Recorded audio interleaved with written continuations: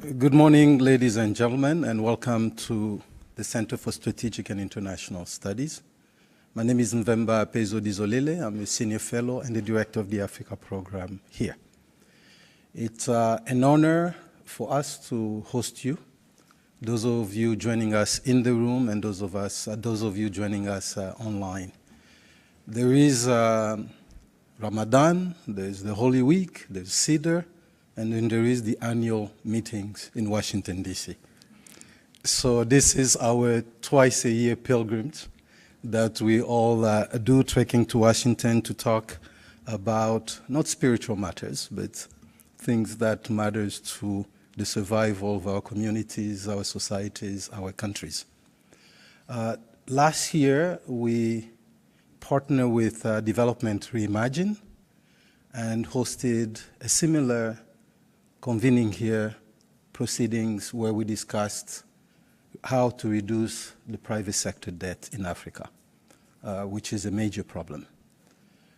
It always gives me a sense, I think, when we meet to talk about Africa, that we're always asking the North, the global North, to do more, or what they're not doing, point to why they should be doing it. Today, it gives me great pleasure that we will be talking about maximizing the impact of Africa's multilateral financial institutions and what is next for them and the engagement within the spaces that they work in.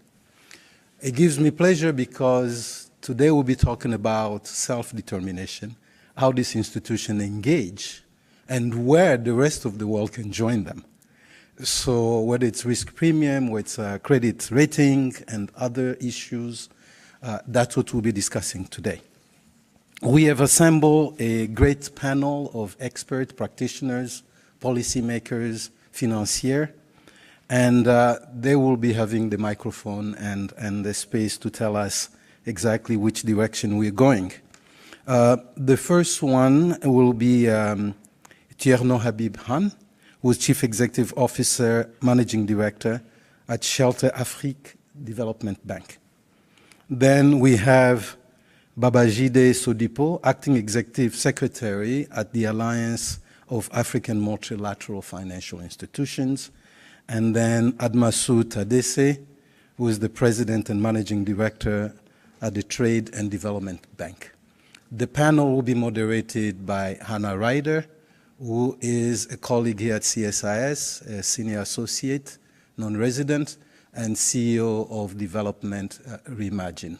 Without further ado, Hannah, please welcome, and welcome to all of you, and particularly our panelists.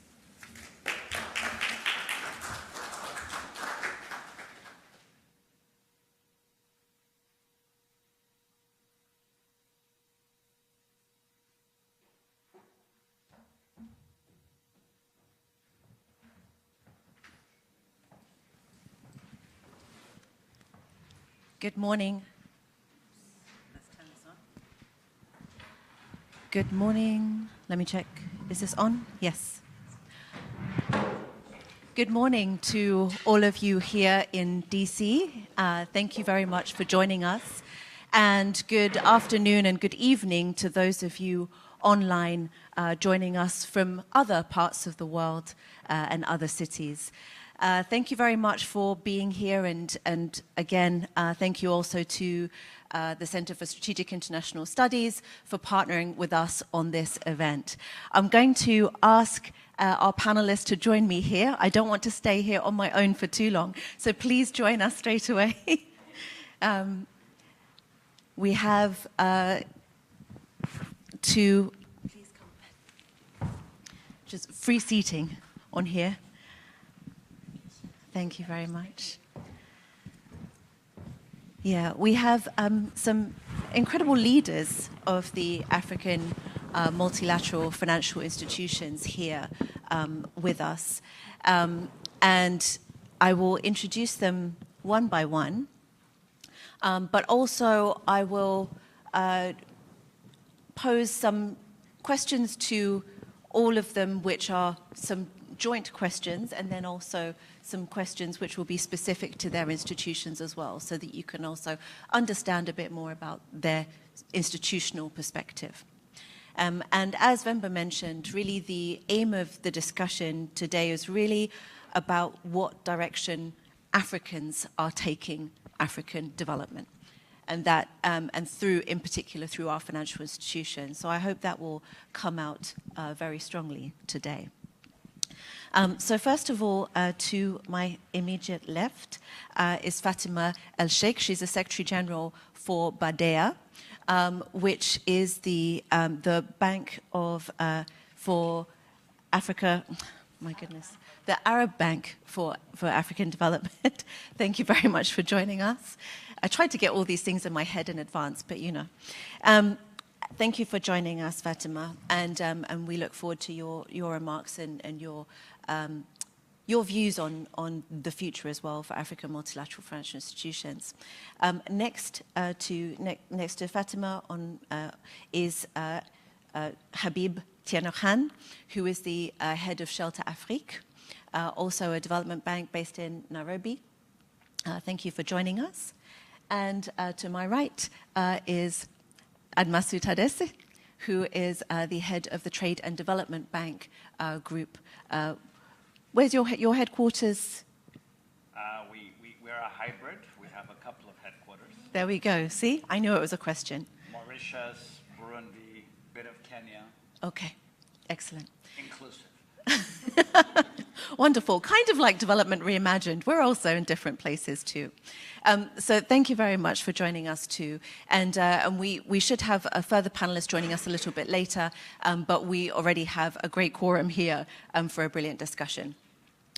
So let me give you my first question, because I think it's important for our audience and those who engage in these issues, including here at the Spring Meetings, to really understand what kinds of gaps the African multilateral financial institutions are here to fill.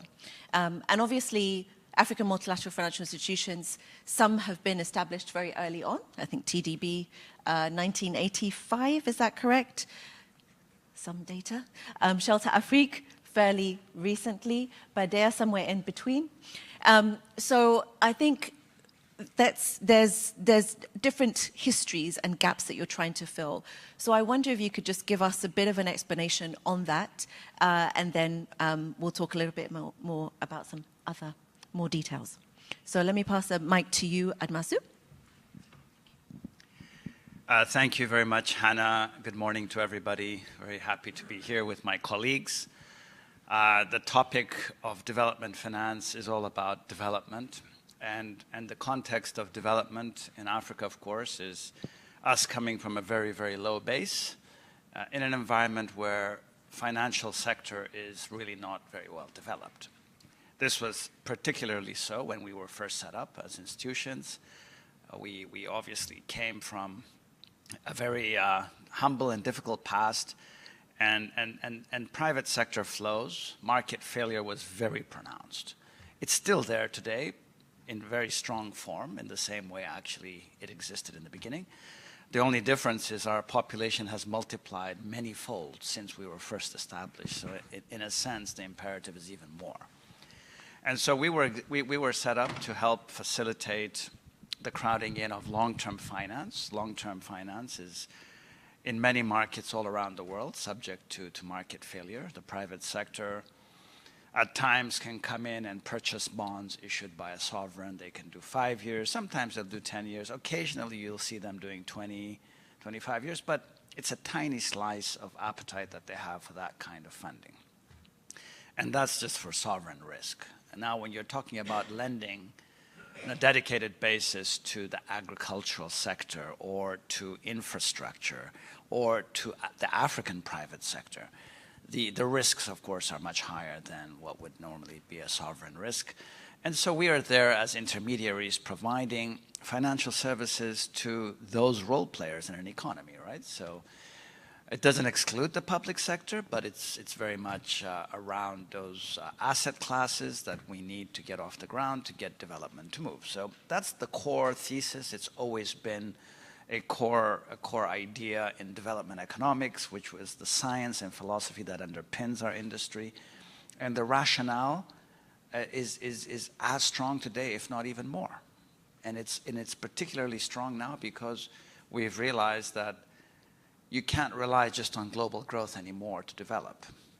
We saw how the Asians pulled themselves out of poverty, right? Dramatic export-led development that had transformative impacts. Africans want to sort of ride the same train, but we may discover that it's not going to be so easy to ride that train. So what we need is we need to grow on the back of our own markets, and we need to get the African economic community going. It's not a new discussion. Ever since, 40, 50 years ago, there was a vision, there was a dream that Africa had, which was to create a big enough economy that creates scale opportunities, efficiency, and also attracts foreign investment on the back of a large marketplace, right? We all know that investors like the scale opportunity, right? You want demand, current demand and future demand, and Africa had it all, but Africa's fragmented. And so there's a very big political job to bring it together. But once that has happened, you need financial institutions who are specialized who can do that. Because if you were to ask, a lot of banks out of Europe or here in North America, financing intra-Africa trade or financing industrial projects or agribusiness projects that involve regional value propositions is not their bread and butter. It's not their forte.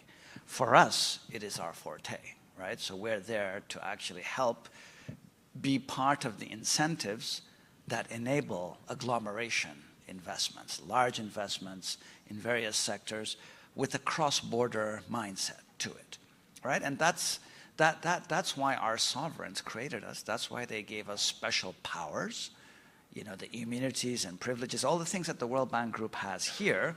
But the reason Africa created a whole stable of specialized African financial institutions is to actually push on specific thrusts that, the rest of the world is not seeing as their priority. So regional economic integration is a very specific African agenda.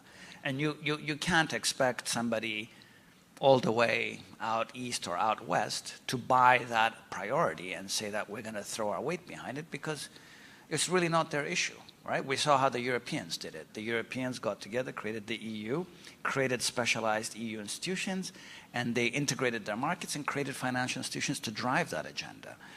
That is what African institutions like us are trying to do, right? But we're doing it in a very difficult environment.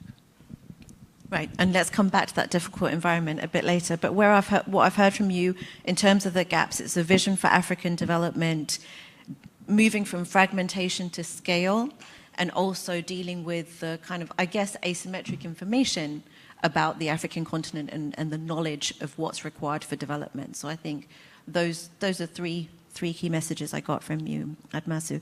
Habib, I've been corrected that Shelter Afrique is older than TDB. Is that right?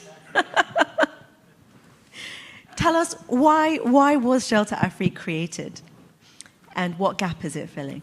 Actually, we don't mind to be said we only even 16 years old, underage, because that gives us a lot of opportunities to to do more.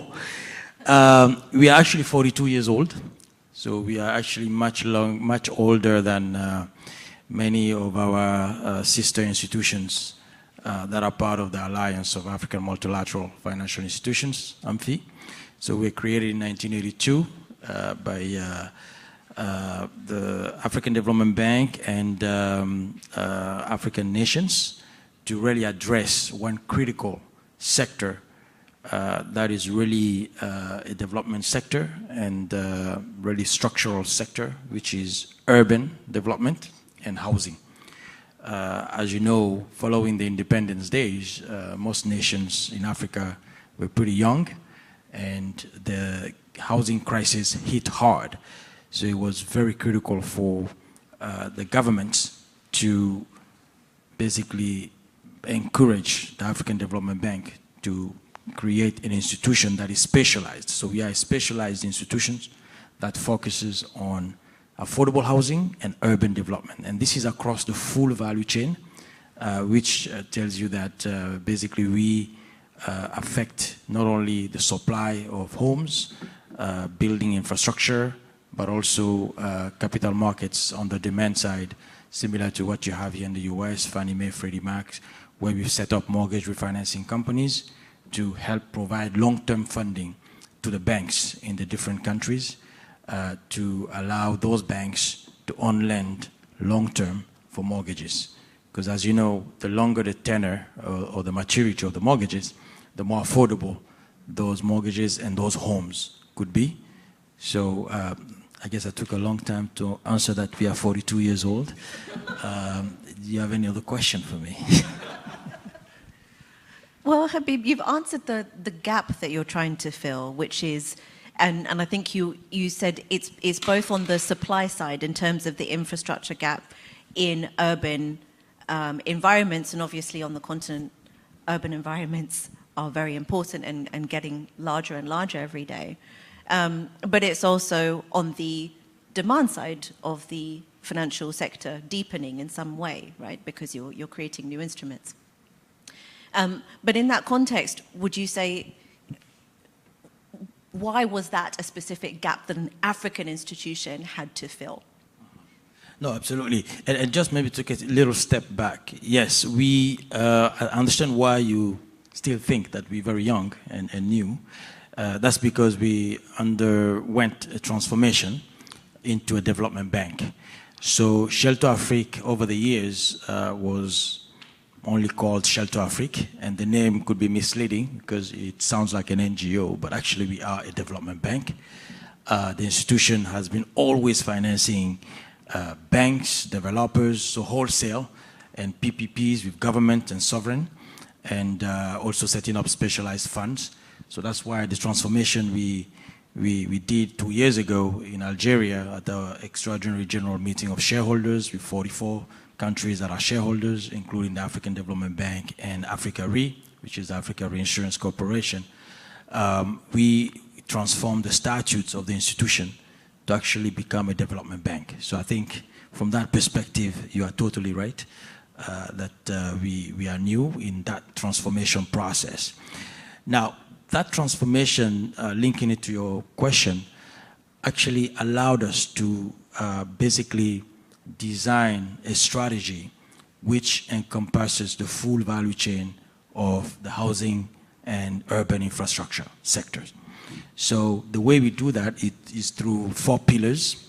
So we look at funding the supply side, right? So working with large-scale developers, large-scale construction companies, and as you know, that drives job creation as well in the economy.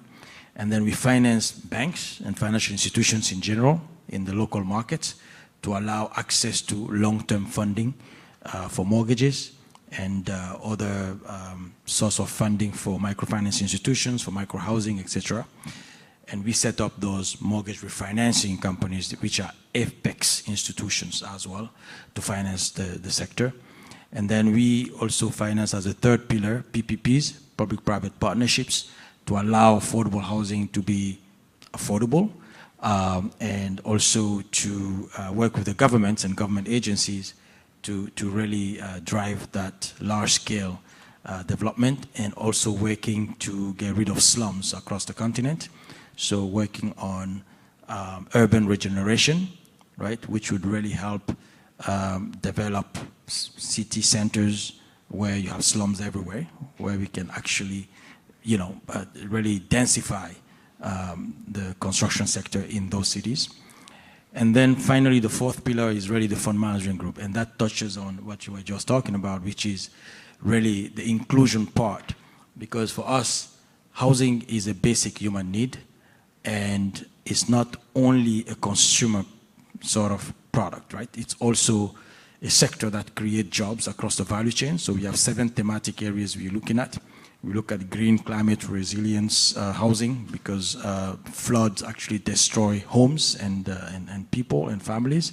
So we try to make sure that the construction codes in the different countries and the projects we're financing are sustainable.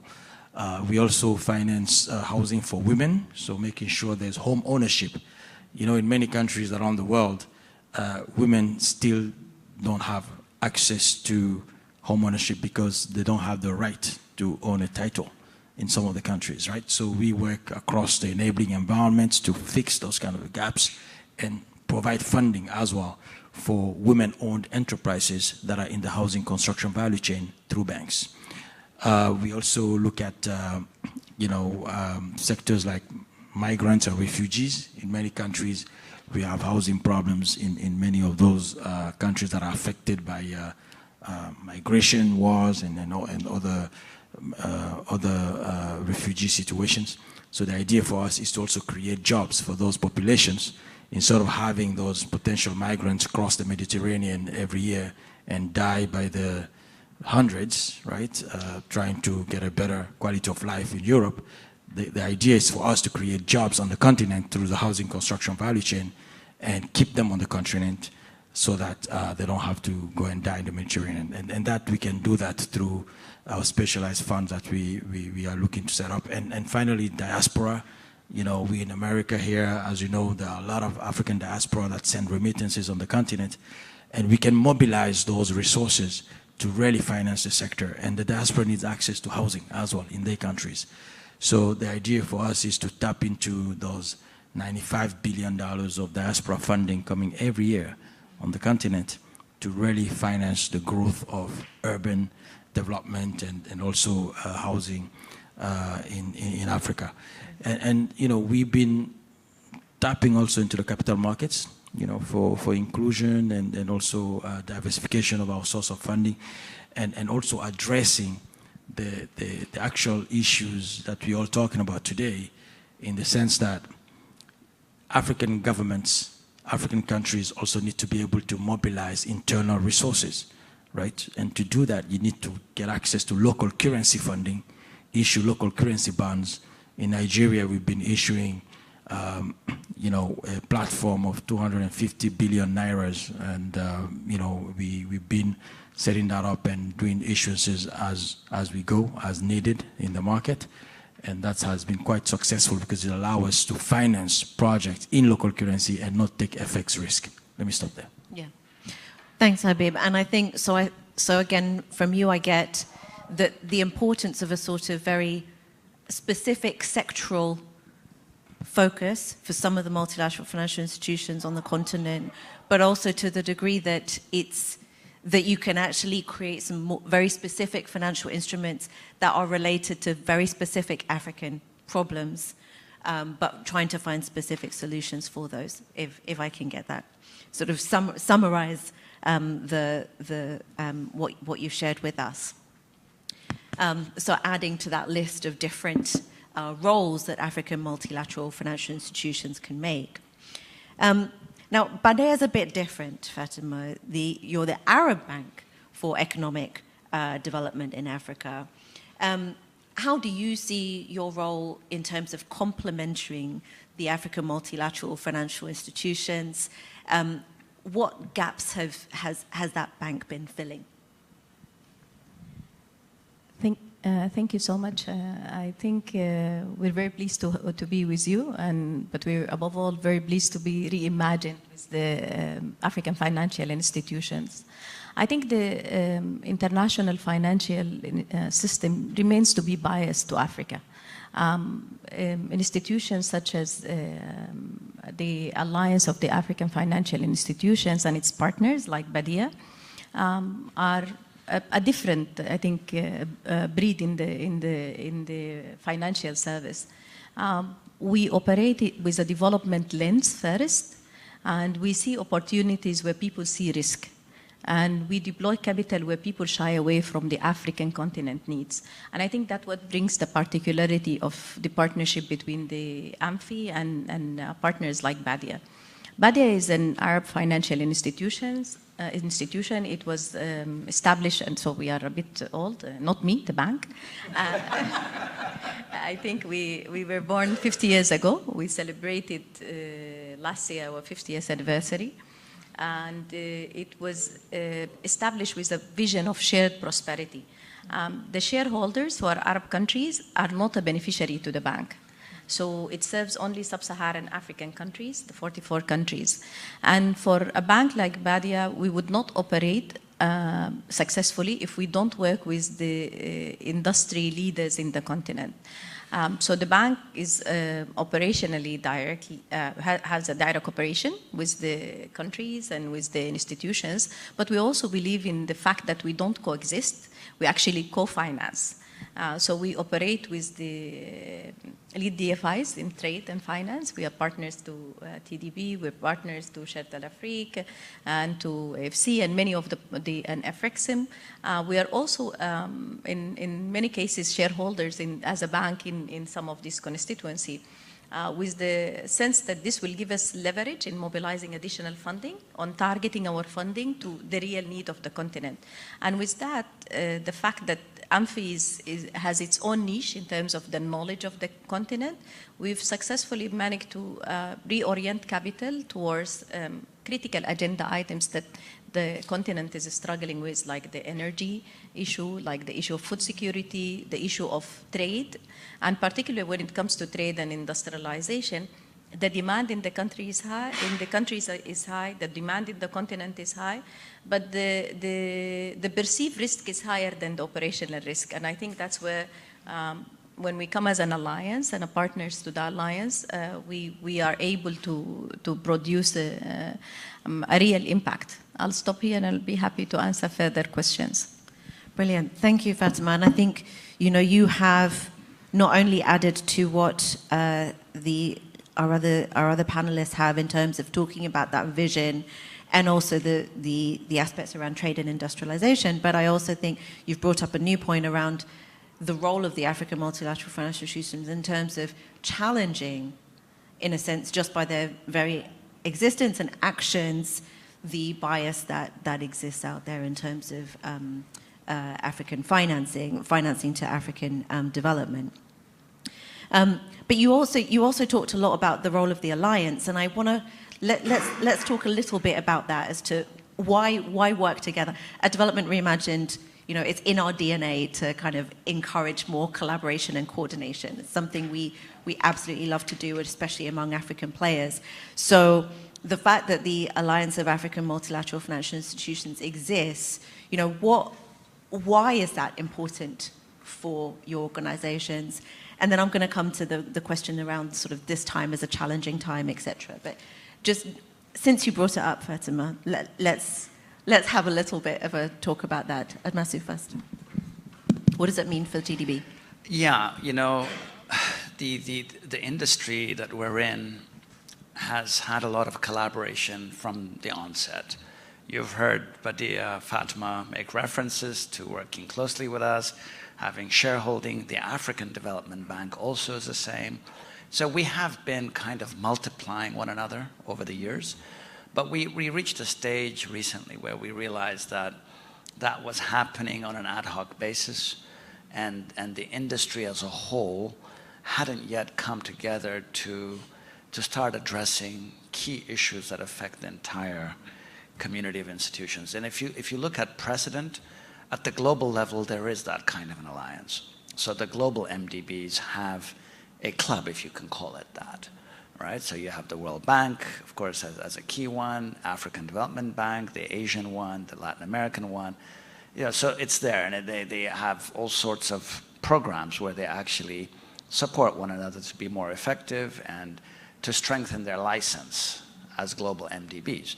In the African continent, we've not done that a lot, right? We've done it on a bilateral, these days transactional is in fashion, so I'll say on a transactional basis, one-on-one, but we've not done it as an industry, as an organized industry effort. The Europeans have similar clubs that they've created over the years. There was one that's called EDFI, the European Development Finance Institution Club, and they do a lot of co-financing, and they also address common issues that they have. We have an African association of DFIs, but it's not an association of African multilaterals. It's an association of African country-based national development banks. And their issues are very domestic, and they have very different sets of issues. So for us, we realize that the cross-border type African financial institution needed a home, needed an organization that can deal with both the opportunities to do more together, to scale up, to have common initiatives, whether it's joint vehicles to address specific matters, but also to start, ensuring that the global financial architecture, with all of its gaps and flaws, if we might call it that, it's true, they're flaws. We have often been invisible, that's the truth. That's Africa's lot, that's the history we're trying to come out of. And from time to time, you'll see the global financial architecture through its global institutions, its global, formations coming together to make decisions, big decisions that sometimes really ignores the reality of African financial institutions. So for us, as the industry members of AAMFI, we realize that if we don't get a bit more organized and ensure that the global financial architecture and the global institutions take us more into account when they make their decisions at a global level. And some of those decisions are very harmful, to be frank, because they don't take into account the realities and the specificities of our situation.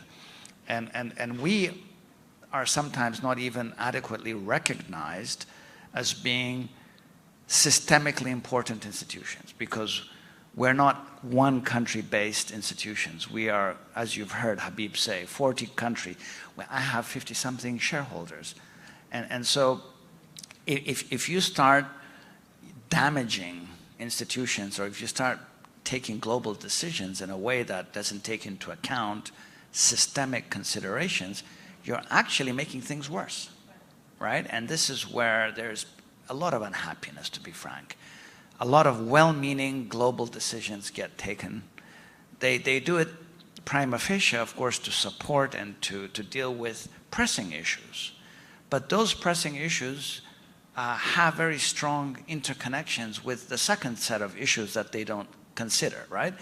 So if you were to look at what happened in Eastern Europe, when Eastern Europe came out of a difficult era in the late 80s, the early 90s, there were a lot of issues going on in emerging Eastern Europe.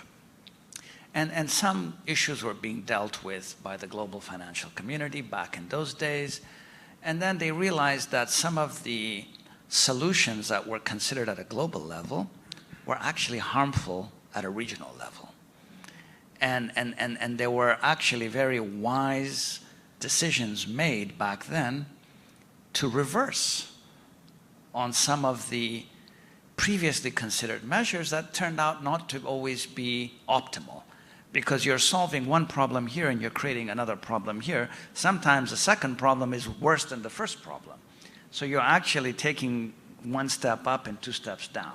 And so this is where we, as an industry, are saying, as usual, we're the last to be consulted. Global decisions on our markets, on our sovereigns, on our neighborhoods are done without consulting us, without asking us even for facts. Assumptions are made, and we know what assumptions are. I don't want to use the colorful language that people often use when they talk about assuming, right? And so they assume all sorts of things, and half of those assumptions are wrong. And then we wake up one day and realize that, oh, the decisions have been made, and you're told now just to be a price taker. And you're saying, all right, I'll be a price taker on certain things that are reasonable. I mean, we all have to be part of solutions, global solutions. We're very much in favor of that. But you see a lot of inconsistencies, rules being thrown out the window, traditions being thrown out the window. Some of these traditions and rules are applied to some, and then when you're an African, multilateral, you're told, you don't quite meet the standard. And you say, well, why don't I meet the standard? I sound like a duck, I walk like a duck, I quack like a duck, but you're telling me I'm not a duck. So what does it take to be a duck? And then they tell you, well, your feathers have to be this and that. So we've gone and we've panel beated our profile. We've got the feathers that people want to see now. So we're aligning, we're accepting the rulings, but it leaves a bitter taste in your mouth, because in the process we have such big roles to fulfill. The agenda is massive. There's shock after shock after shock coming in and destabilizing the grounds that we stand on as Africans, as institutions. And the last thing you need is the responsible global players who are ostensibly doing these things to support Africa are actually doing it in a way that is not adequately considered. And they end up creating systemic risk. And that is really our big disappointment, is we've not been adequately considered in some of these issues that are being addressed at a global level. Sometimes we actually have to remind some of these players that, when the G20, for instance, right after COVID, embarked on a very important initiative to address debt sustainability issues in Africa, which had become problematic, the G20 community got together and said, well, it's not a HIPC issue, but it's a debt issue that cannot be pushed. We have to pause here. We have to give breathing room for Africa because there's major shocks here going on. And then, of course, some of these initiatives got delayed. There were all sorts of unexpected consequences in the way things were being done, so things got delayed. And then finally, the G20 and everybody else agreed, and they had solutions for some of the countries that really needed special consideration. And then they said to us, you have to be part of the solution. I said, you know what? The day you announced the initiative, before you had a 2-year delay, we were the first to go and restructure.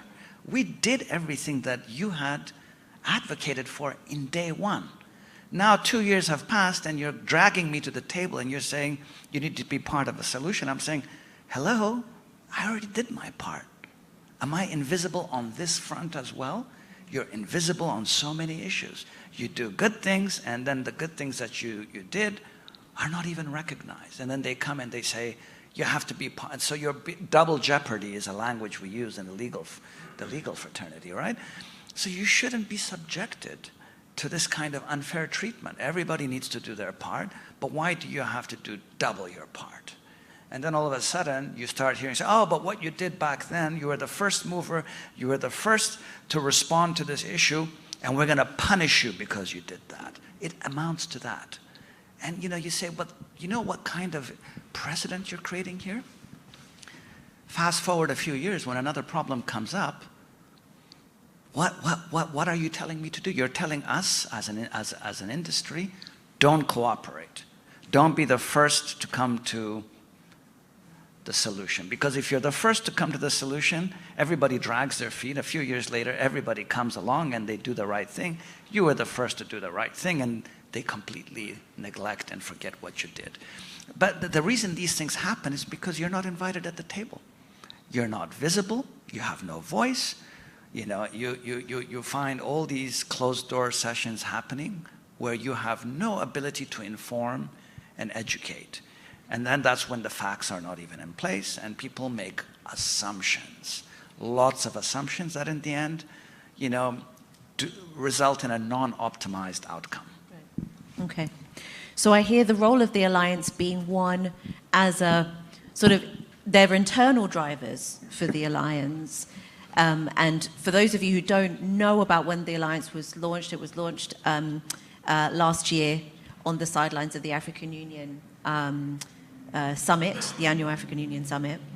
But it's also one in which you're trying to address, so there's internal drivers of kind of working together more intentionally, again, leverage the organizations and what but also there are some external drivers too that kind of address this visibility issue and also and avoid challenges coming from the flawed global financial architecture, as it were. Habib, would you agree with that? Is there anything that you would add to that in terms of the role of the alliance? Look, whenever I'm privileged to share the part of my good brother, Tadesse Masu, he's always inspirational, right? He always makes you think beyond the day-to-day. And that actually makes me think also that perhaps, we should have these discussions more often. And Hannah, I think you can also do a great job there, in the sense that from what I'm hearing, also whenever I listen to Admasu, is that we need to do a better job in communicating some of the things that we do, right? So that's why I'm calling upon you as well, Anna, right? Because I think there's a lot of things that we do on the ground, and we push and we take risk, right? In very difficult markets. And it doesn't get talked about so much. And then when somebody else is sitting a million miles away, come up with an idea or a structure in financing some initiative, and a structure that we've already done, for instance, we've taken those kind of risks, and now they figure out how to do the same. It's very difficult, to just sit there and say, okay, this is something, this is like an innovation coming from a whole different market, while we've already done it, right? And the question is, how do we encourage institutions like ours on the ground to do more of that? So that's where I think capacity building, strengthening, institutional strengthening in the sense of capital, funding is really key, in many of our institutions. It's very difficult to be so far away from development, right? And believe that you can have the impact that we want. When we looked at Europe after World War II, right? Some of these institutions globally today were being created, right, to address European Union, Eastern Europe challenges after the war, right? And much later, those institutions were not needed anymore in Eastern Europe because some other local regional institutions were created, right, to address the regional needs. And these institutions today are actually functioning in Eastern Europe, and they're not necessarily needing the historical, traditional institutions that we keep talking about today. So I think we need to get to that same sort of result where some of these interventions that have been there for years can mature and now be transitioned to institutions that are on the ground, that are doing this on a daily basis, and have those institutions be taken into account in the global financial architecture and discussions. So from our perspective, we really think that structure is important, coming up with transactions that attract the private sector, because public sector resources are scarce and limited.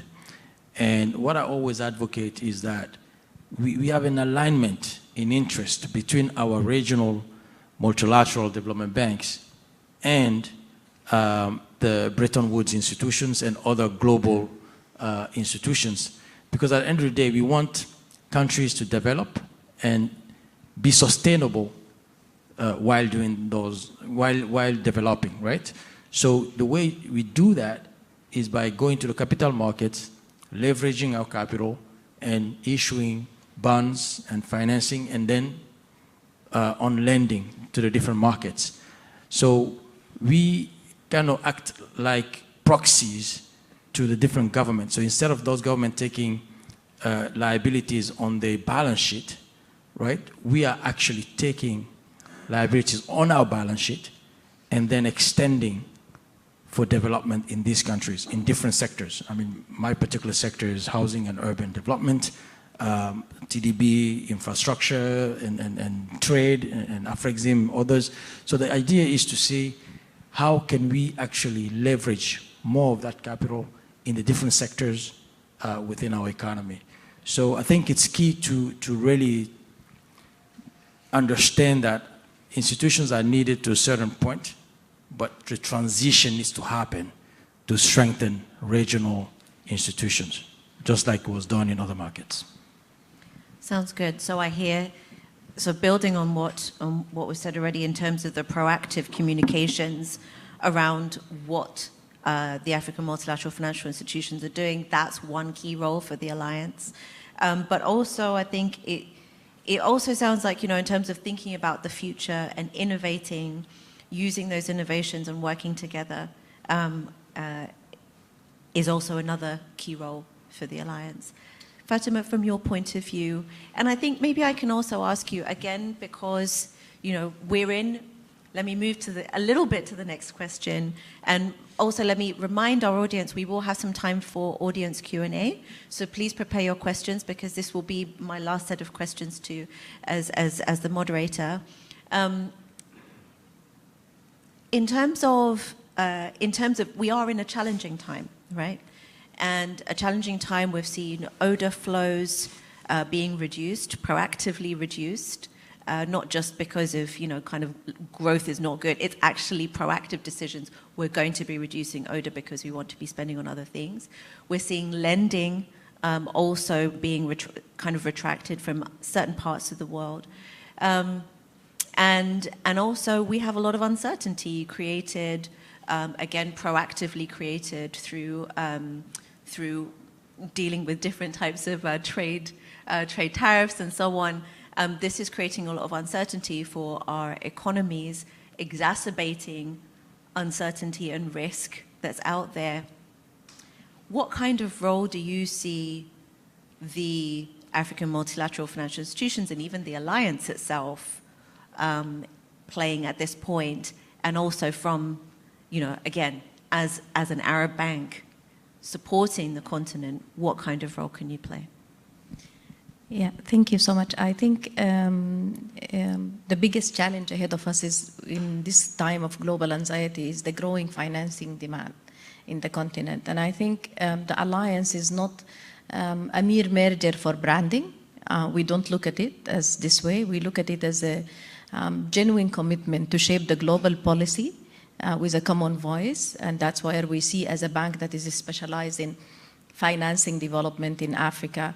The alliance gives us a first-hand access to the policy position of the continent, but also the policy position from the continent itself. So we are able to shape our future offers in terms of what BADIA can bring to the table.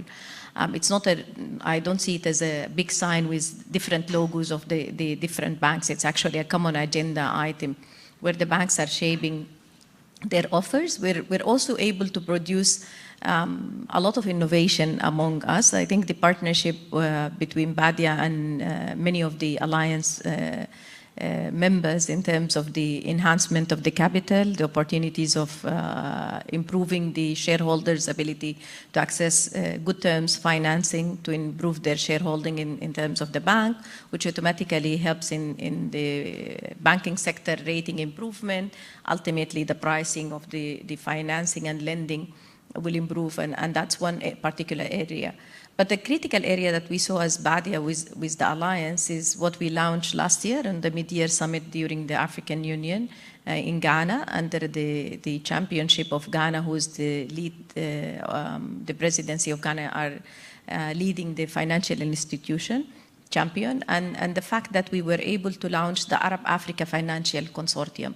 And why did we see the Arab Africa Financial Consortium as a new leverage to the capital opportunities in the continent?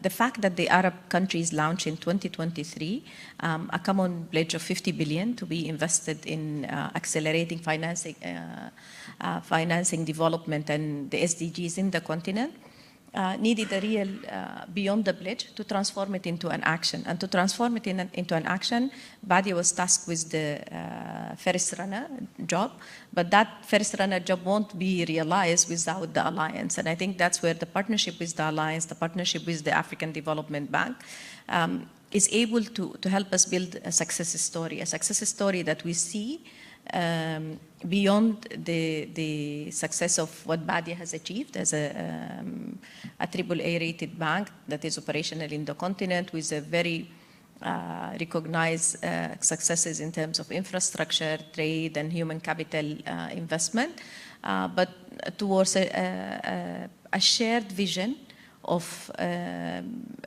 common position from the financial institutions, whether they are of African origin or African business line like us. We are not, even though we are an Arab country, Arab country's capital, we are still specialized. Our shareholders cannot access our capital. So it's only specifically for the sub-Saharan continent. And I think our recent offer that was shaped by what we got from the alliance of the next 5-year lending of 18.3 billion, which dedicated a specific component for trade, a specific component for infrastructure that are privately executed, but a specific allocation for the enhancement of the DFIs and development banks, capital, and access to, I would say, improved market condition, leveraging on Badia's rating. So the story is to be crafted. It's a longer journey. We see a lot of challenges ahead of us, but we see a common will. And I think that's what the Alliance offers, and we're happy to be part of that offer. Brilliant. Thank you, Fatima. And I think, obviously there's, a lot of a vision behind that in terms of seeing African development as helpful also for Arab development, and that's why that also works together. Let me put that final question in terms of the challenges to you, Habib. This is a challenging environment that we're in. Is it? I don't know whether it's more challenging in terms of your history than before. But what do you think? What is next for the African multilateral financial institutions in this environment? Let's even come back to the point that Mvemba was making earlier on around self-determination. What does that mean for the African multilateral financial institutions in this context? I will summarize it in 2 words.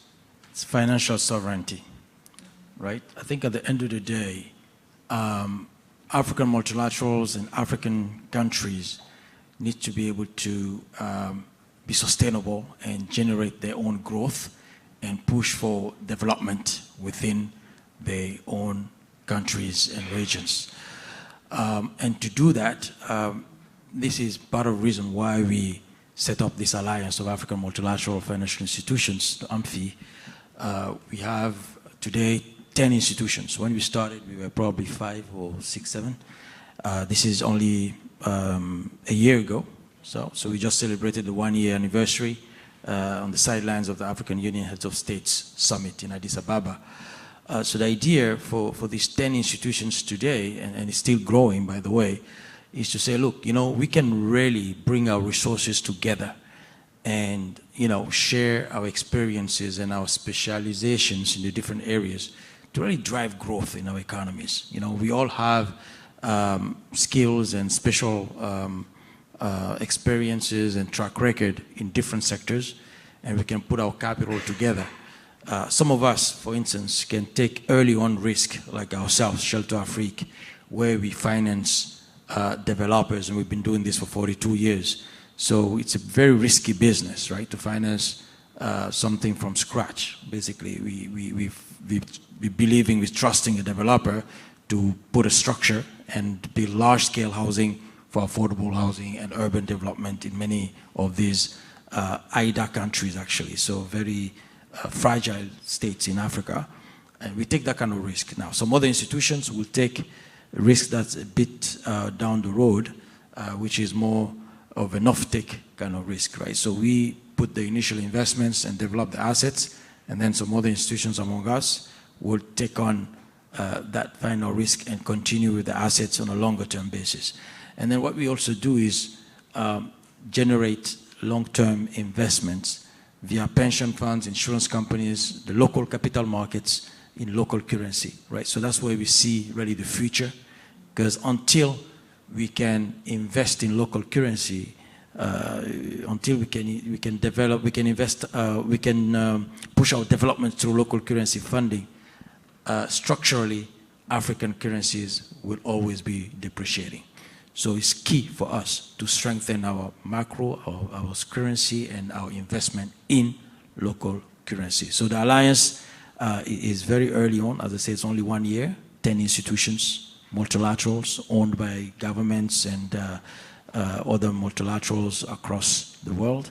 And the idea for us is really to partner with institutions like Badia and others to do more, right? And drive development, like I said, go beyond what happened right after World War II.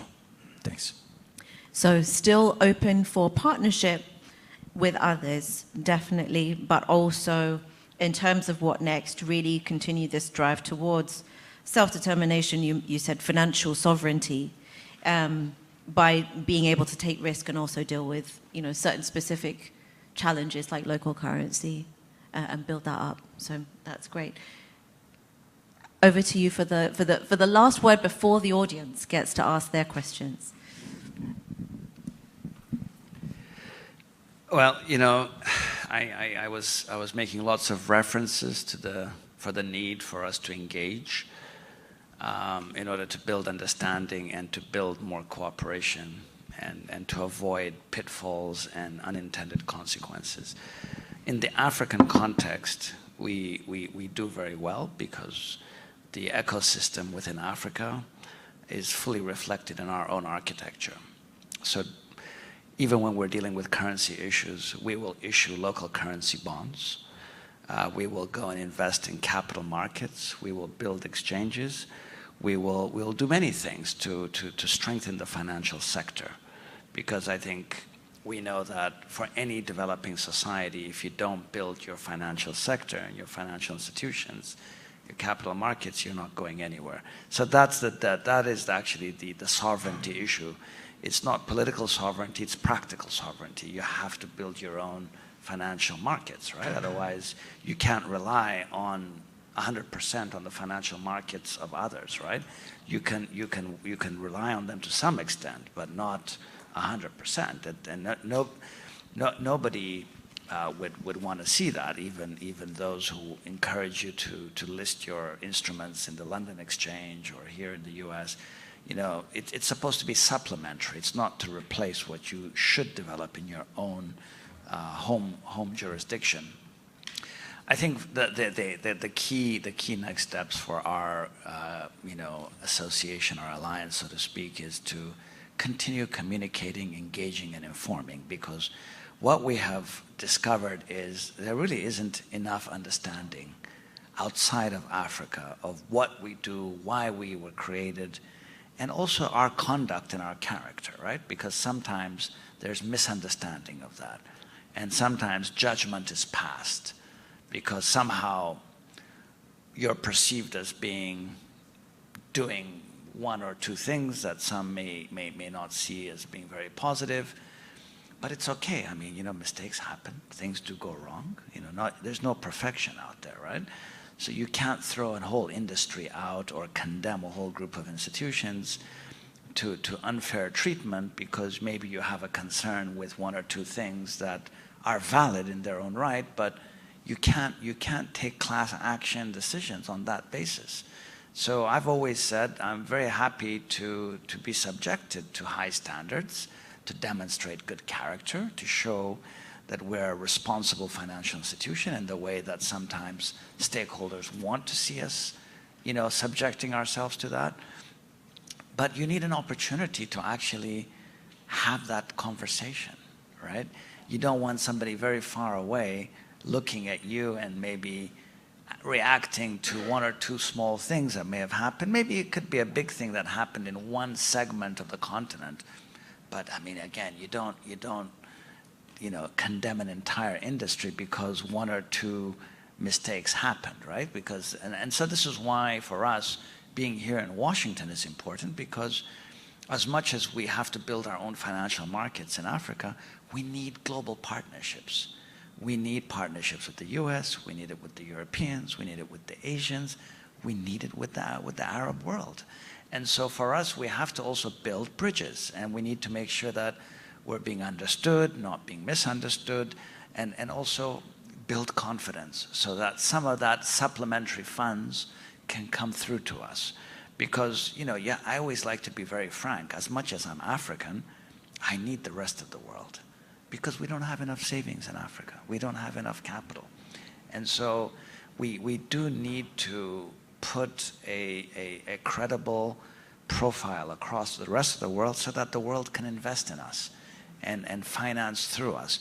Yesterday, I had a very interesting conversation with one of the leaders of the biggest the biggest bank in the United States. It was a fascinating evening because one of the points that came up in that discussion was, we're coming to Africa. We've opened up a couple of offices. And I said, wow, that's so welcome. Because a lot of the traditional global banks have been going the other way. So I said, you know what? You're doing something that's kind of counter-cyclical. And I said, hat off to you, sir. Thank you very much for coming and putting some presence on the ground. I said, I was just curious. Did you have any questions from some of your peers, the traditional big global banks who've served emerging and frontier markets? Did they ask you what you saw that they're not seeing? And the interesting remark was that, look, we're coming in, we're setting up offices, but in the final analysis, we're not coming to do the things that you need to do. We're actually coming to work with you. We're coming to put our support through you, kind of what Fatima was saying from the Badia side. And so I think the communication and engagement will help our stakeholders, you know, in places like the US to understand that this industry that we represent, we are actually the hands and feet of development finance. So even the global big financial institutions from the US, when they come to Africa, they still need partners like us to work on the ground. So they'll be wholesale players, we'll be intermediaries. We will be good intermediaries. We will enable them to deploy their capital. And it's not just charity, right? Let's be honest, this is development. So there may be some good terms, there may be concessional aspects, but it's also good business, right? So we're saying, you know, we'll be your good counterpart in this part of the world. So there's a win-win, right? So, and so without engagement, without communication, without confidence building, you can't get to that win-win. Because in the final analysis, we live in a world where there has to be a win-win approach. You can't just ask and say, you know, I deserve and therefore you shall and you must. No, I mean, it's you put a value proposition on the table and say, you know what? As we start to develop, we'll need a lot of specialized equipment from the United States, medical care, Boeing jets, tractors, you name it, right? And we will be a good export market for the US. But we need a little bit of stimulation, get us up and going so that the growth can happen.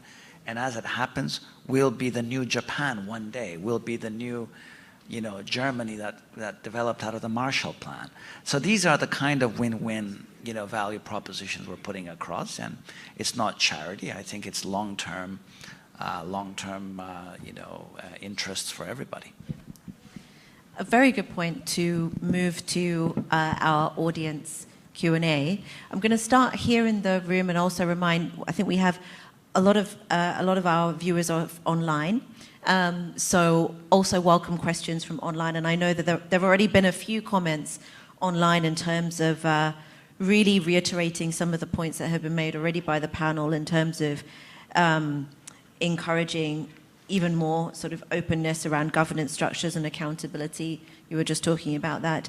And also in terms of investing in education as well. I think maybe there are some of the AAMFIs also invest there as well. So would there any questions from the audience? There is a microphone just there, so please, if you don't mind going to the mic, if possible, to ask a question. I think we had the lady first and then the gentleman. Thank you. So we'll take 2 or 3 questions together, and then panelists can respond. And if you please introduce yourself as well. Thank you. Thank you very much. Good morning. Thank you very much for the session and also your questions. My name is Basani Baloyi. I'm from the Institute for Economic Justice. Just listening to you all, it broke my heart to hear some of the issues that you've been confronting, dealing with, I guess, the global financial architecture as you raised it. And I also heard that, you know, you've been around, some have been around for longer. You're the youngest of them all. But wanted to get a sense from you about why now? Why now that this alliance came about, given that these issues, I imagine, have been faced for the decades that these institutions have been around. What has happened in the global space that created this opportunity, and if it's any way different from what has been faced before? Thanks. Good question. Thank you so much. Steve Landy, Manchester Trade. I rarely go to a group that I learned as much as I learned today, so I thank you very much. I mean, my hands full with tariffs and other issues. Okay, I'm trying to understand exactly what you guys do. And what I think I understood, and please contradict me if I'm wrong, was that you really don't reach out to U.S. investors, U.S. financial people. You reach out to institutions that have already put them together and so on, etc. Does that mean you work with U.S. IFDC, that you work with Export-Import Bank? Who do you work with in the States and so on, etc.? And how do these people then relate to you? I have a very specific question about the Arab Bank, Abadia. Are you a successor to the Islamic Bank? Does the Islamic Bank still exist? How do you deal in this horrible political situation, which gets worse every day, although maybe get better next year, who knows, in terms of Israeli money when it comes into Africa, projects that have Israelis' involvement, etc. So on that specific basis. But the real question is, how do you relate to me, not to me, but to an American company? Do they go to you, or do they go to somebody in the States who then goes to you? Thank you very much.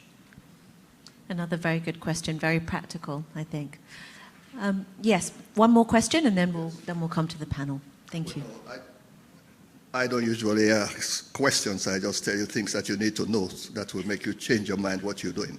Please introduce yourself, sir. Huh? Please introduce yourself, sir. I'm the man that Gaddafi was reporting to on the United States of Africa 2017 project. I just came back from Africa 4 months ago doing the work. I want you to think about what are the 10 largest economies in Africa.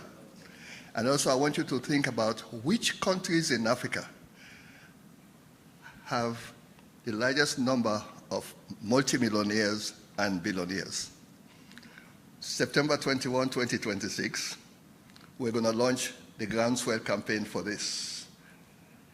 September 21, 2026. By 9 to 15-year-old young girls will say, Federation now, to hell with African Union Agenda 2063. Thank you very much for your contribution. And I guess there's a question in there around bringing together the continent and what role you have in that too. Okay, let's go to the panel. Admasu, you want to kick off? Yeah, maybe just on the practical question from the gentleman, since we're here in Washington, I mean, what do we actually want to do with U.S. counterparts? And I think you've suspected right.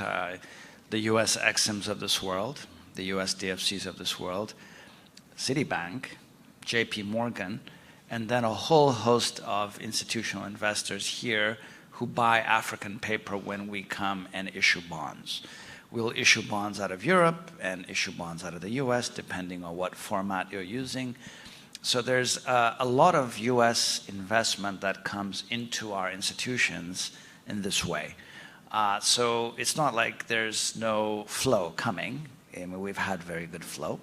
It's just not enough, really, and the type of flow is limited, and we want stronger partnerships, which is about equity, right? So as anybody would know, in the world of banking and finance, you need to balance the equity side and the debt side of your operation. And so we get a lot of debt from the U.S., and it's been a good story generally.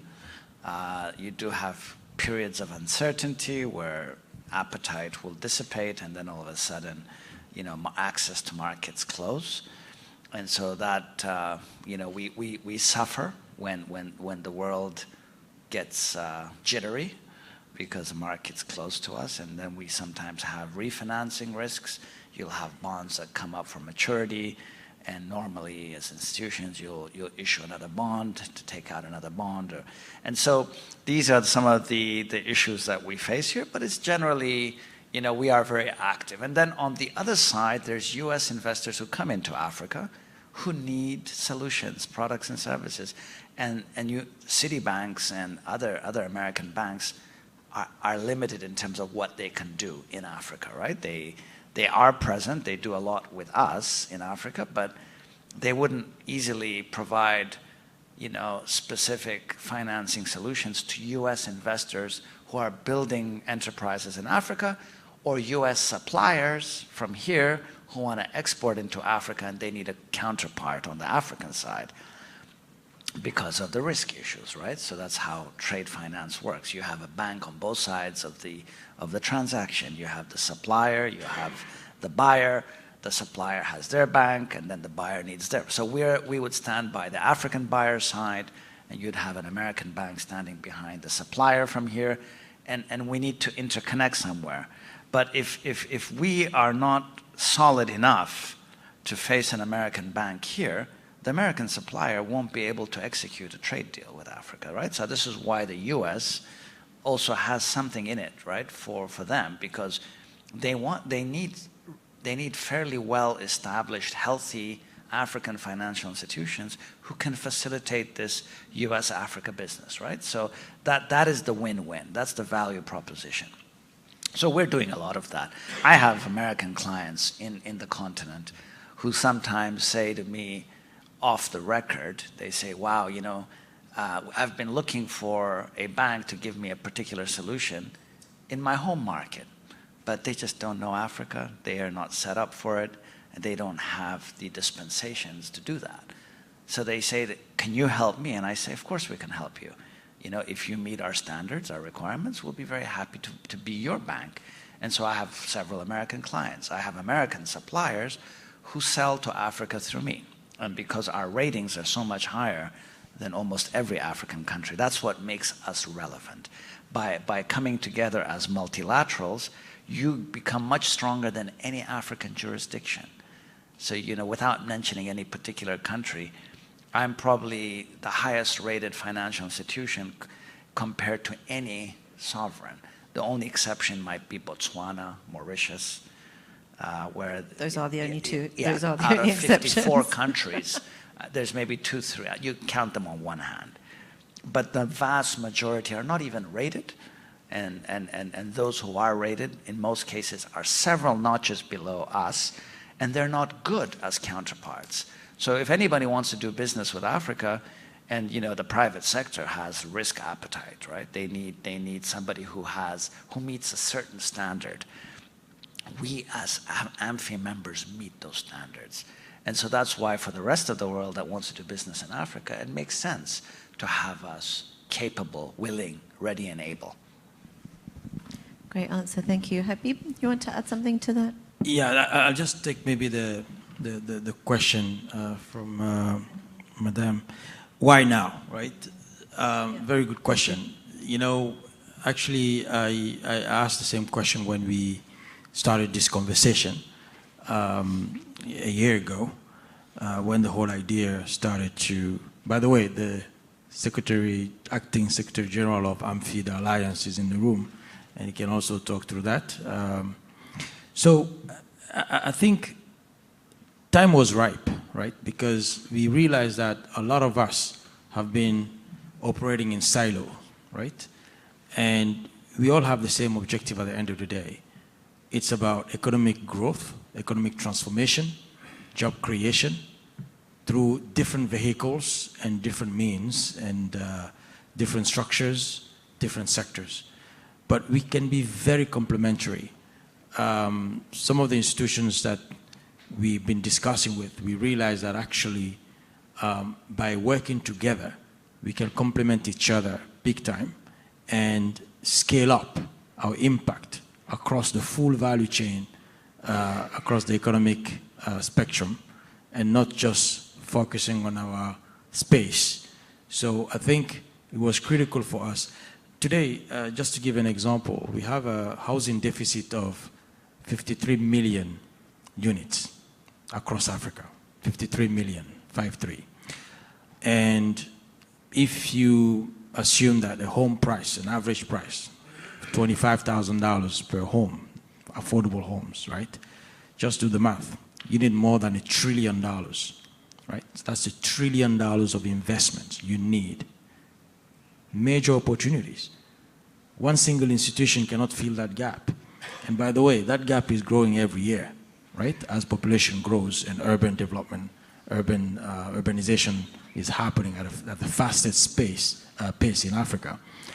So when you look at all our balance sheets, we're in the billions, right? Here you have one particular sector that needs $1 trillion plus.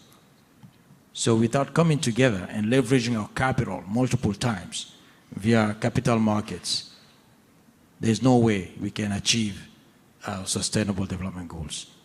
So I think the time was ripe, and I think also there was alignment among the leaders of the AAMFI, of the Alliance.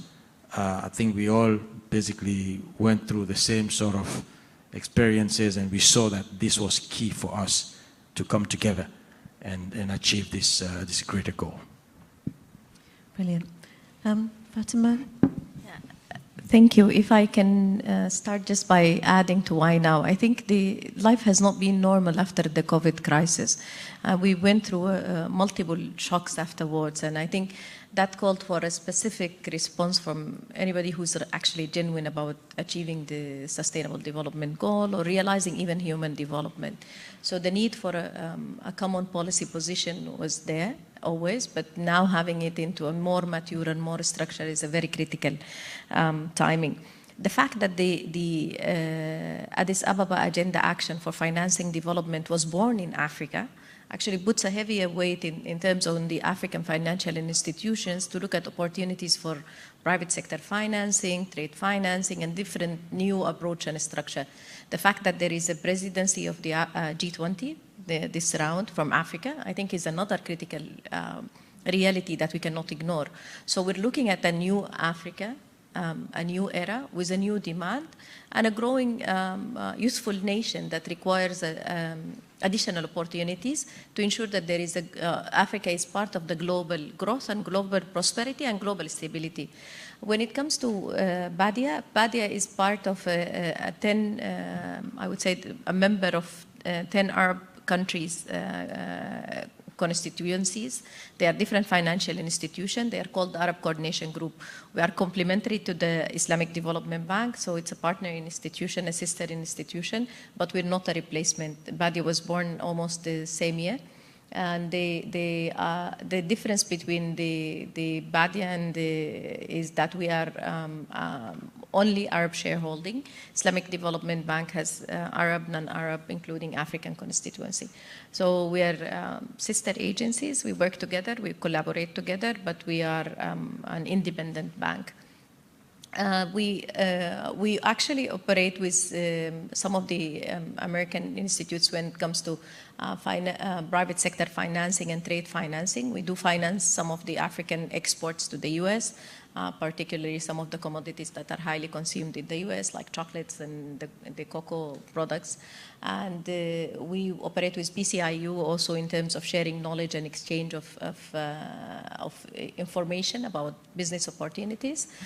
So we do, in some opportunities, when there is opportunities, we see opportunities and we step in together as partners. In terms of a critical area we see with the alliance is the fact that we support the African opportunities of insurance, so AFC and other entities, and that's a critical area for any international investor that wants to tap on the opportunity in the continent. But we also set up specialized funds like the East Africa Trade Fund, which is ISTAF. And that's a specialized fund for enhancing specific trade. And we created a specific window for the continent to do international trade. Originally, the bank had only inter-Africa and Africa-Arab trade. But then after the COVID arena and the global food security crisis pressure, we have created a new international trade opportunity to allow Africa to trade with the global sphere at large, and including the US in terms of importing commodities that are related to food production and strategic commodities that the continent needs. Brilliant. Thank you, Fatima. And I think it's really good that you also brought us back to remembering that, again, some of this comes out of the shock of COVID-19, and I think that answers some of the questions too in terms of why now.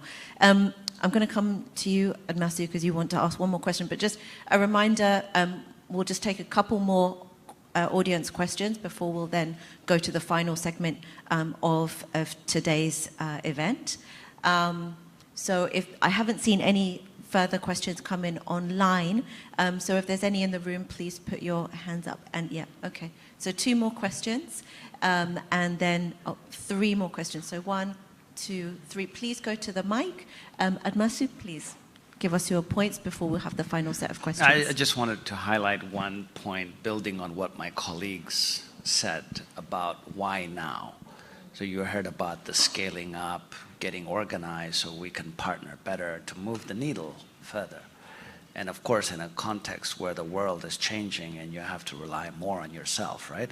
That's the one side. But there is the hangover of what Fatma spoke about, which is the COVID and post-COVID shocks that have left a lot of pressures and unresolved issues in our financial landscape. Okay, so, and these are issues that are being debated and negotiated in G20 forums and other global, how can I say, platforms. And this is the global financial architecture type issues. And it's not just about us doing more together, it's also about making sure that when these big issues are being dealt with, they're being dealt with in a fair way that takes into account African specificities. And so there is an agenda here for managing reforms and managing measures, global measures that turn out sometimes to be harmful at the African continental level, the unintended consequences side of things. So this is why we need to get organized and bring that perspective out, because if we don't, then again the assumptions will rule the day, and we'll wake up one day and discover that big decisions have been made on Africa and Africans are not a part of it. Strengthening the African voice in general. Okay, final set of questions. Again, please introduce yourself, even though I know you very well. Thank you. Thank you, Hannah. And thank you to the panelists for such an interesting discussion. Really, a lot of the talk has been about, dealing with shocks, the COVID-19 shock being one of the drivers of the setup of AAMFI and all that. But there is an even bigger shock facing us right now. The IMF has just projected that the US tariffs will definitely result in lower US growth projections as well as worldwide recession. So, and I didn't hear any of the panelists mention that fact, because that is a pressing imperative that MFIs need to deal with right now. And I'm just wondering, how can AAMFI come in and deal with this? Because of course, the domino effect of this, starting from how it will impact the industrialized economies to emerging economies such as, within which you operate, a lot of these you operate in emerging economies in Africa. We need to really begin to look at it. So is the AAMFI dealing with past shocks, present shocks, as well as future shocks, one of which is facing us right now? Thank you. Great question. Please, 2 more. Hi, thank you all for your insights today. My name is Mridhu from the Climate Policy Initiative, and I'm also representing the Finance and Common Innovation Lab. We target smaller PDBs and NDBs, so I wanted to touch a little bit on the point that was mentioned before, that the Alliance benefits from usually stronger credit ratings and just generally a stronger position within the global financial sector. And what the ambitions are of the Alliance to leverage that to support NDBs in delivering results at the country level and working with national development banks to increase capacity across all levels of development banking in Africa. Thank you so much. Great question also. And last but not least. Thank you, everybody. Maybe also to touch on colleague here. This is maybe to start with TDB and then to everybody. Based on also a question on the credit ratings.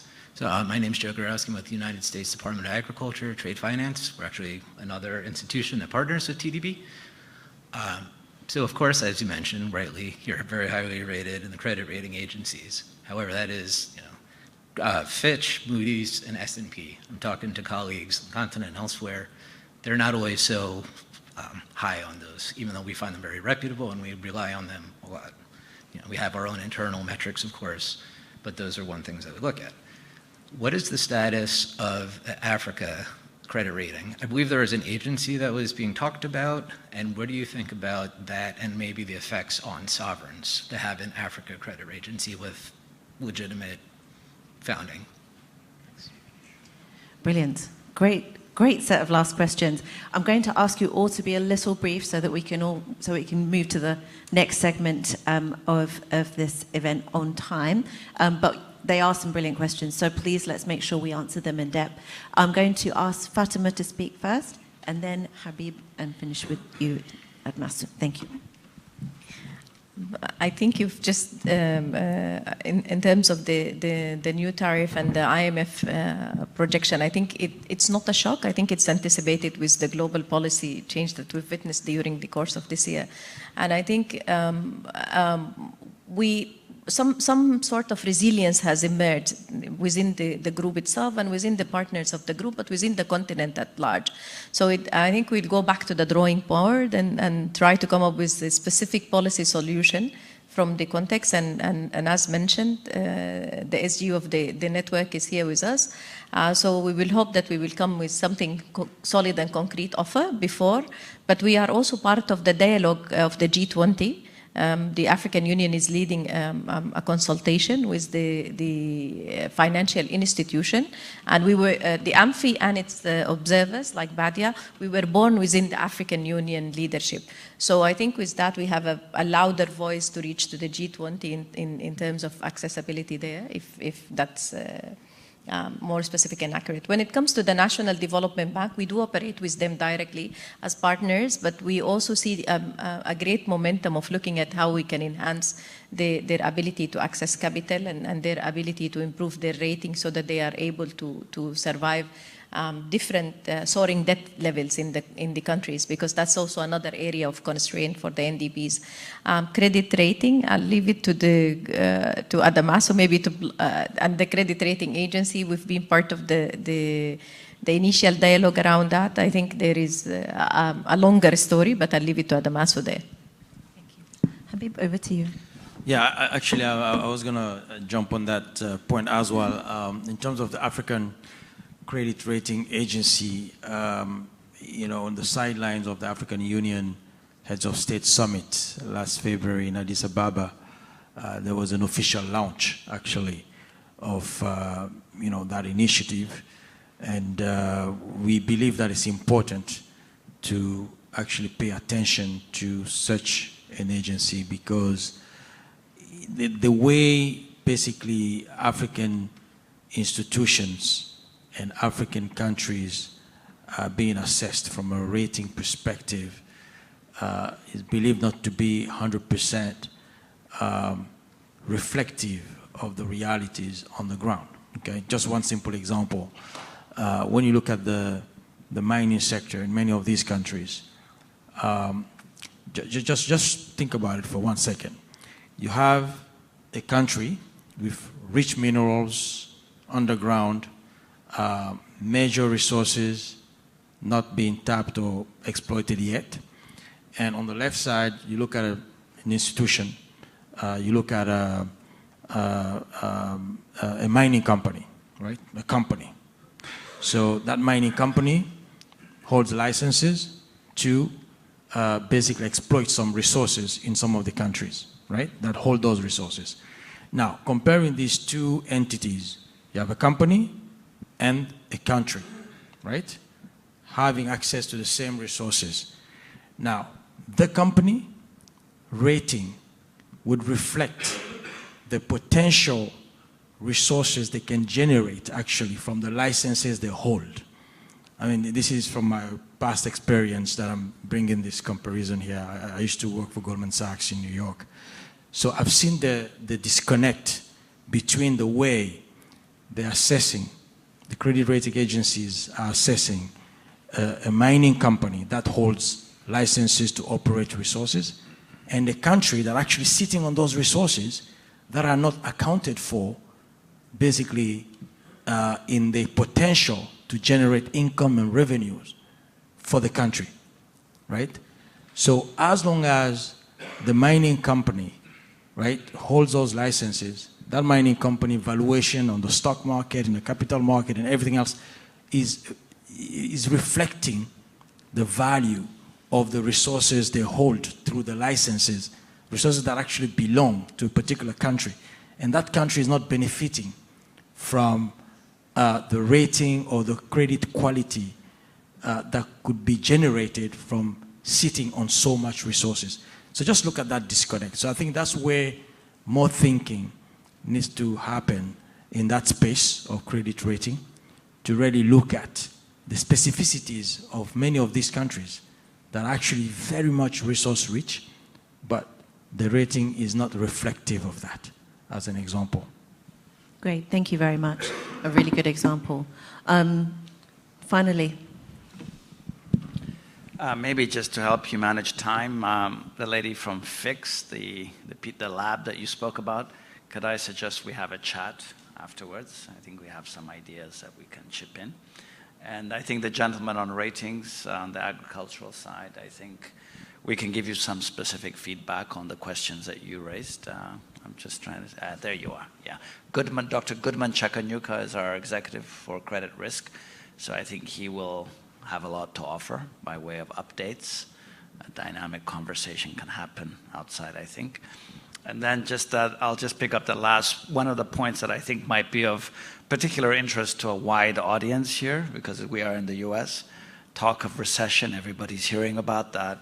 What does this mean, right? And I think for us, we always like the win-win approach.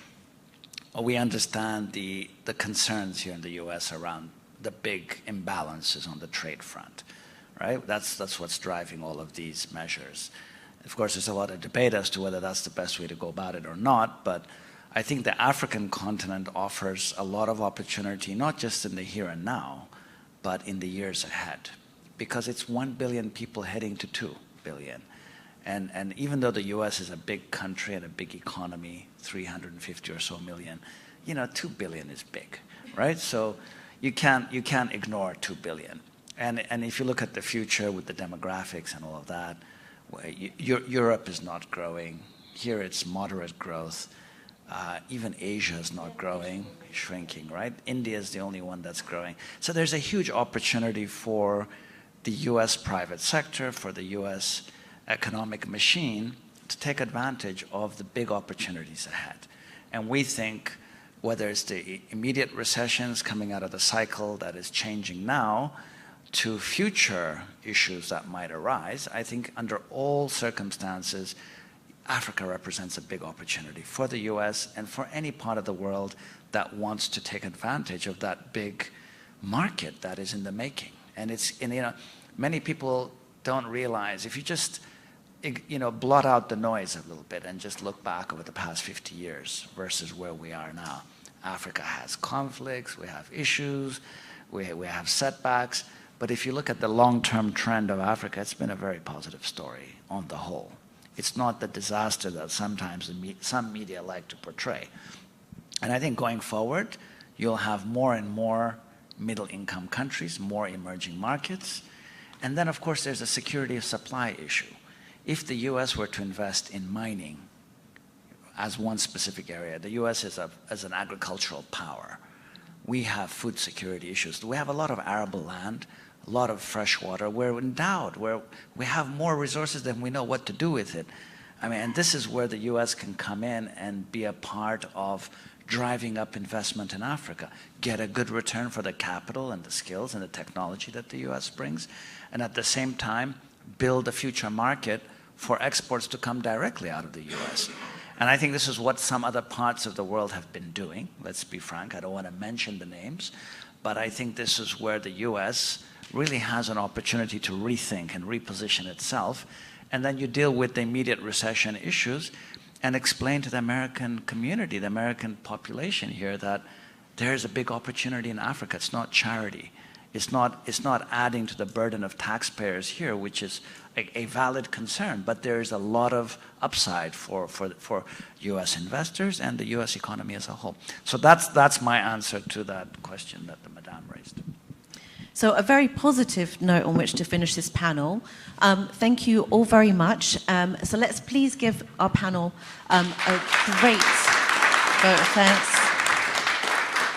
Thank you very much, and thank you also for some excellent questions. Now, please do not leave, because we have two more speakers who will kind of round up this discussion for us. And so I'm going to ask our panelists, you can leave and be now listen. And I'll introduce our two final speakers for this event, so that you'll now just hear from them and not me anymore. So first of all, we will have, we're very pleased to be joined, as well as these excellent heads of organizations, African organizations, Vice President Hassatu Nsele from the African Development Bank, who's going to join us to give us her roundup of also what African coordination in the context of the African Development Bank being, yes, you'll be speaking from the podium, Hassatu, thank you. Really also to give us an understanding of where the African Development Bank also sits, and what contribution it's also making in terms of African development as well. So thank you very much, Hassatu, for joining us. And after Hassatu speaks, we will have Mr. Babajide Sodipo, who is the acting executive secretary for the African Alliance, the Alliance of African Multilateral Financial Institutions, who will close off the discussion and give us some closing remarks. So thank you all. That will be my exit. And hand over to you, Hassatu.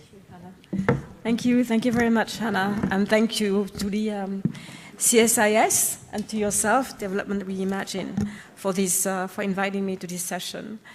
And just going through the theme. The African Development Bank has been playing a central and critical role in the growth of the African continent. We are not just a financier, but we also act as a facilitator, as a catalyst for deeper collaboration that positions African multilateral institutions as a cohesive force for transformative change.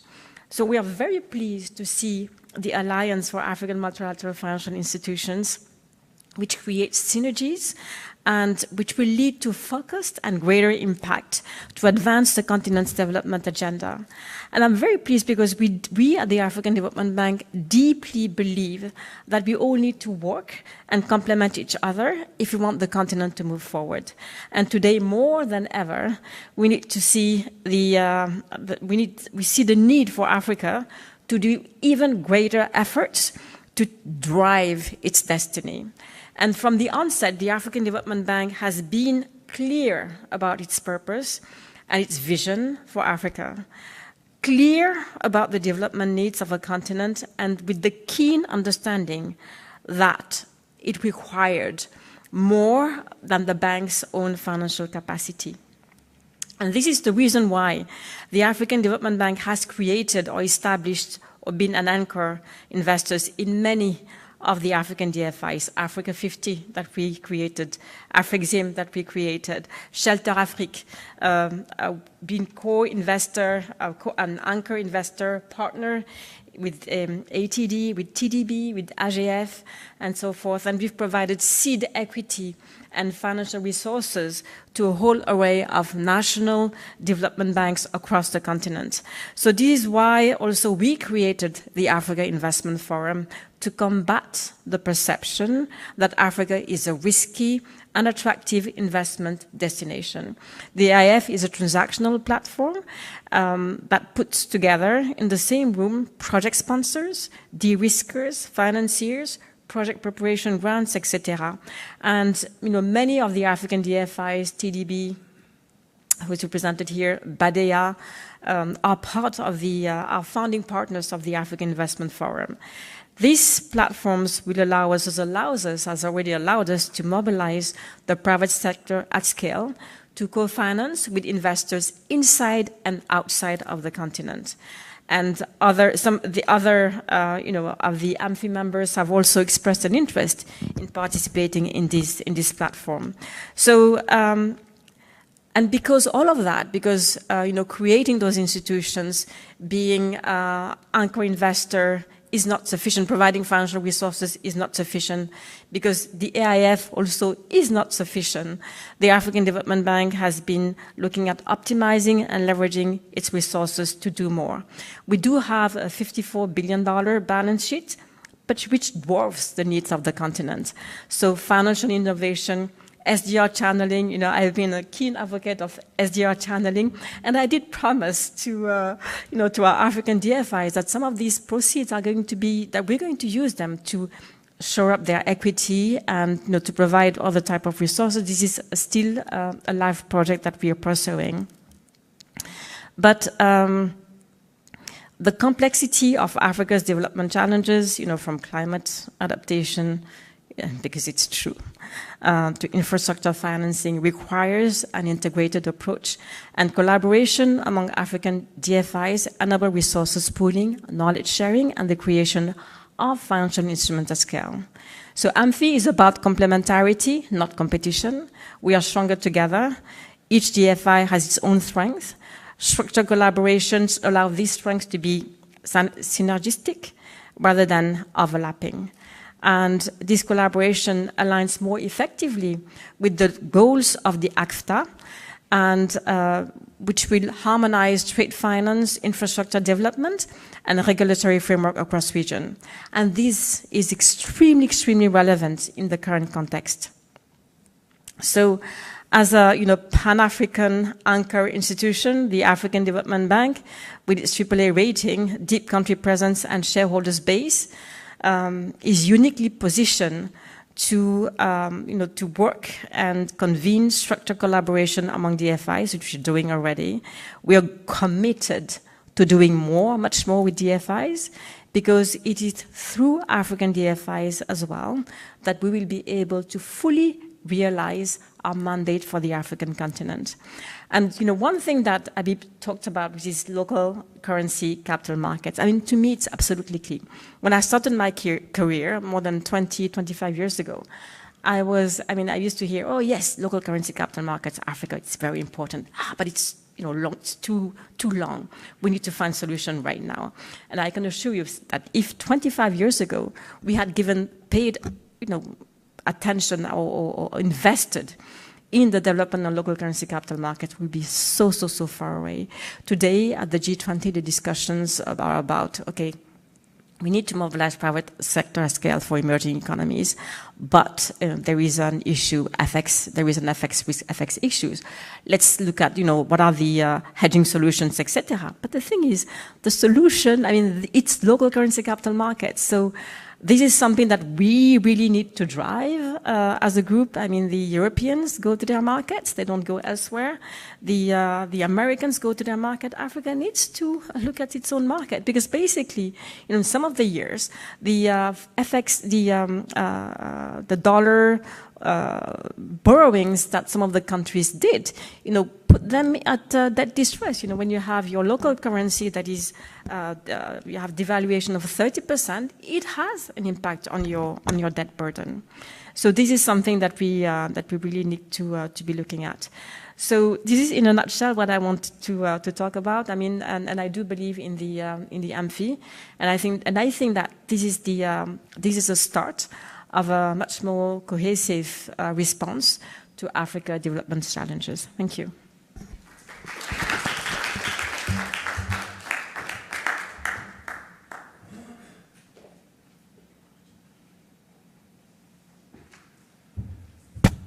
Thank you very much, everyone. I think I have the easiest job this morning because my primary job is to, first of all, say thank you.